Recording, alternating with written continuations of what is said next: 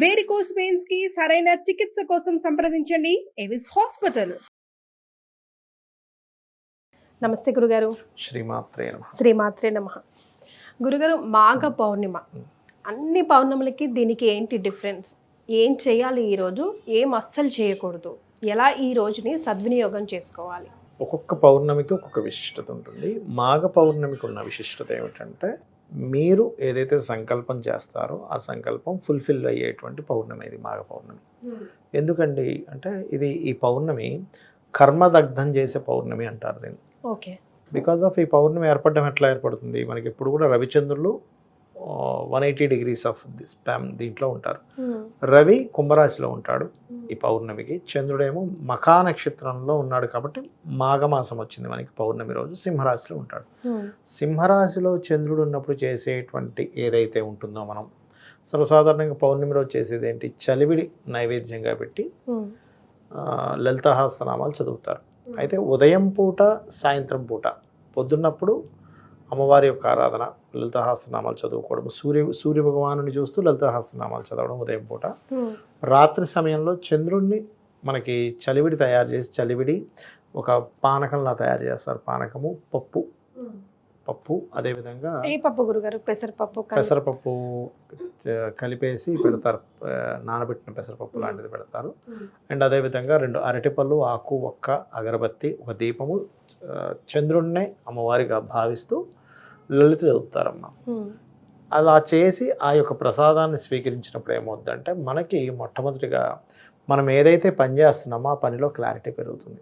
ఇప్పుడు మనకి సక్సెస్ రాకపోవడానికి ముఖ్యమైన కారణం ఏమిటి అంటే, మనం ఏదైతే చేస్తున్నామో అక్కడ ఎక్కడో రాంగ్ చేస్తూ ఉంటాం, తెలిసి తెలియక తప్పటడుగులు వేస్తుంటాం. అందుకని అది మనం టార్గెట్ ఏదైతే చేస్తామో అక్కడికి వెళ్ళదు.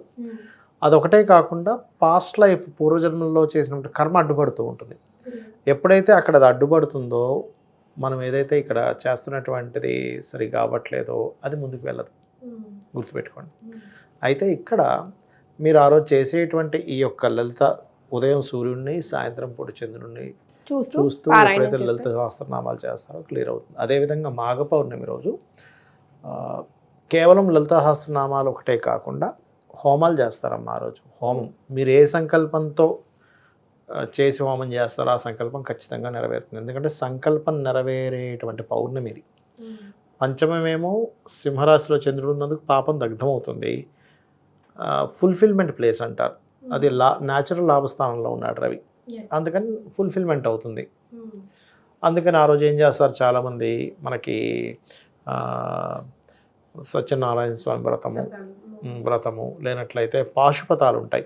చాలా రకాల పాశుపతాలు అంటే వివాహ పాశుపతం చేసుకుంటారు వివాహం అవ్వడానికి. లేనట్లయితే వ్యాపార అభివృద్ధి పాశుపతాలు ఉంటాయి. ఇట్లా రకరకాల 365 పాశుపతాలు ఉన్నాయి. అందులో ఎవరైనా ఏదైనా ఒకటి తీసుకొని ఆ పాశుపతం చేయడము, లేనట్లయితే చండీ పారాయణం చేయడం ఆ రోజు. కొంతమంది హనుమద్ భక్తులు ఉంటే కనుక ఆ రోజు మొత్తము ఒక 41 times హనుమాన్ చాలీసా చాంటింగ్ చేయడము. అదే మాఘ పౌర్ణమి రోజు ఇంకొంతమంది మొండిగా ఉంటాయి, కొన్ని సమస్యలు తీరవు చూసారా, ఒకటే రోజు 27 times లలితా సహస్రనామాలు చేస్తారు. అంటే ఏం చేస్తారంటే, కొన్ని పళ్ళు పెట్టుకుంటారమ్మా, పటం పెట్టుకుంటారు, కొంతమంది గ్రూప్గా కూర్చొని లలితా సహస్రనామాలు చాంటింగ్ చేయడం. ఒక ఫాస్ట్గా చదివితే 20 minutesలో అయిపోతుంది. యాక్చువల్గా అయిపోగానే హారతి ఇవ్వడం, ఒక పండు నైవేద్యంగా పెట్టడం, అట్లా 9 times అయిపోగానే బ్రేక్, ఒక 30 minutes ఏమో అదే పళ్ళని ప్రసాదంగా తీసుకుంటారు.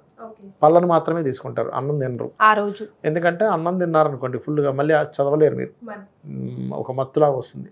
పళ్ళు మాత్రమే తీసుకుంటారు, నైవేద్యం పెట్టినటువంటి తీసుకుంటారు. మళ్ళీ 9 times, మళ్ళీ ఈవినింగ్ అవుతుంది. అప్పటికి మళ్ళీ ఒక 1/2 hour 20 minutes బ్రేక్ ఇచ్చి మళ్ళీ కాస్త పళ్ళు తీసుకుని, అంటే ఎనర్జీ కూడా వస్తుంది, ప్రసాదం కింద తీసుకుంటారు. మళ్ళీ 9 times, అట్లా 27 times ఎవరైనా మాఘ పౌర్ణమి నాడు కనుక చేసినట్లయితే వాళ్ళ పూర్వజన్మ కర్మ దగ్ధమవుతూ వాళ్ళు ఏదైతే సంకల్పం అనుకుంటున్నారో ఆ యొక్క సంకల్పం అమ్మవారు ఖచ్చితంగా నెరవేరేలా చేస్తున్నారు. ఏదైనా కానివ్వండి, ఇది అది అని కాదు. అనారోగ్య సమస్యలతో ఉన్నామా, క్లియర్. లేదండి మా అబ్బాయి సెటిల్ అవ్వట్లేదు, వివాహం అవ్వట్లేదు, ఏదైనా సరే క్లియర్ అవుతుంది.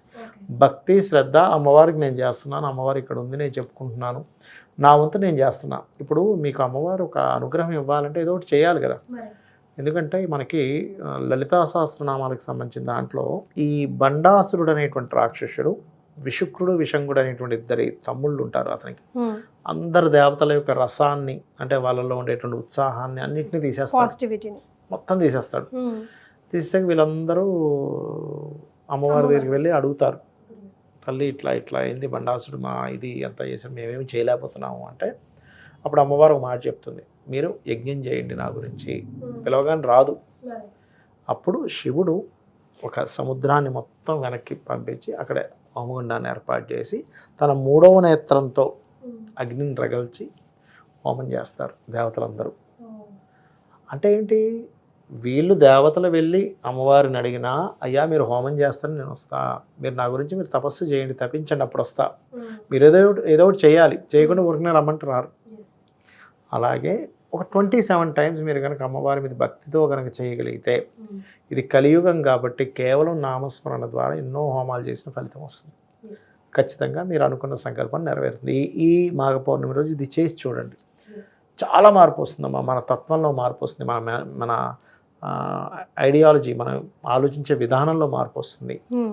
మనం ఒక వ్యక్తితో గతంలో ఆ వ్యక్తితో ఒక సంభాషణ చేసేటప్పుడు ఎలా ఉండేవాళ్ళము, ఇప్పుడు ఎలా ఆలోచిస్తున్నాం. ఒక్కోసారి మనం చూడండి, అవతల వాళ్ళు చెప్పే ప్రతి దాన్ని వ్యంగ్యంగానో నెగిటివ్గానో ఇంత కాదులే అని కొడుము చేస్తూ ఉంటాం. కానీ అలా ఉండదు.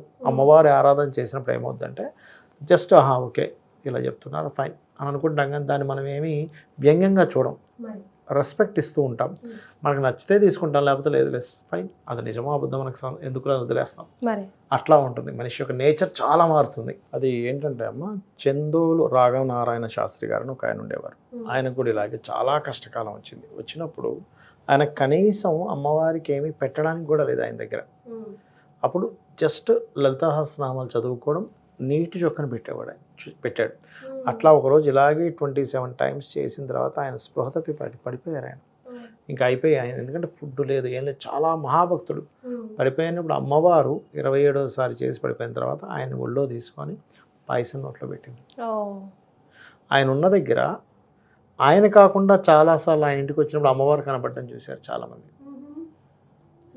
ఏమిటి ఈ పిల్ల ఏమిటి మగ గొంతుతో మాట్లాడుతుంది వచ్చి అని అనుకొని ఒక్కసారిగా మళ్ళీ సడన్గా ఆయన కనబడడం, ఇట్లాంటివి జరిగాయి. అంటే అమ్మవారి యొక్క కృప ఎలా ఉంటుందంటే, సాధన చేయగా ఏ స్టేజ్కి వెళ్తుందంటే అమ్మ, మీరు నమ్మరు కానీ, అంటే మీరు నమ్ముతారు, మీకు కొంచెం భక్తి ఉంది, నమ్మశక్యం కాని విషయాలు ఇవన్నీ. ఎలా అంటే పొద్దున్నే వచ్చి నిద్ర లేపుతుంది అమ్మవారు ఒకసారి, ఏంటి ఇంకా స్టార్ట్ చేయలేదు అన్నట్టుగా నిద్రలేస్తుంది.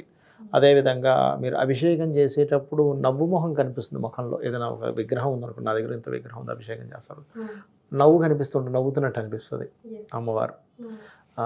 అదేవిధంగా ఎప్పుడైనా కొంచెం లేట్ అయిందనుకో, ఏంటి ఇంకా లేట్గా వచ్చావు అన్నట్టుగా అనిపిస్తూ ఉంటుంది, ఫీలింగ్ వస్తూ ఉంటుంది. మీకు ఏదైనా ఒక ప్రశ్నకి సమాధానం కావాలన్నప్పుడు అదే అమ్మవారు కళ్ళు కనబడి కూడా సమాధానం చెప్తున్నాము. అమ్మవారిని కనుక అంత భక్తి శ్రద్ధలతో పూజిస్తే ఇది అందరికీ సాధ్యమే. ఏదో వీళ్ళకి మాత్రమే సాధ్యం, వీళ్ళకి సాధ్యం కాదనేటువంటిది లేదు. సోల్ ఎంత క్లీన్గా పెట్టుకున్నాం, ఎంత క్లీన్గా ఆవిడ్ని ఆరాధిస్తున్నాం అన్నది ఎప్పుడు ప్లేస్ వెరీ ఇంపార్టెంట్ రోల్ కదా గురుగారు. ఎగ్జాక్ట్లీ. సో మాఘమాసం మనందరి చేతుల్లోనే ఉంది కాబట్టి గురుగారు చెప్పినట్టు చేసి చూడండి. మీకు ఎలా అనిపించిందో, మీకు ఒకవేళ మంచిగా అనిపిస్తే, లేదా మీ దాకా ఈ వీడియో చేరితే 10 మందితో షేర్ చేసుకొని వాళ్ళు కూడా బాగుపడడానికి, అది కూడా పుణ్య కార్యక్రమమే కదా గురుగారు, మీరు దోహదపడండి. మీకు ఎలా అనిపించింది, ఎలాంటి రిజల్ట్ వచ్చిందో కామెంట్ చేయడం మాత్రం మర్చిపోదు. ధన్యవాదాలు గురుగారు. శ్రీమాత్రే నమః. శ్రీమాత్రే నమః.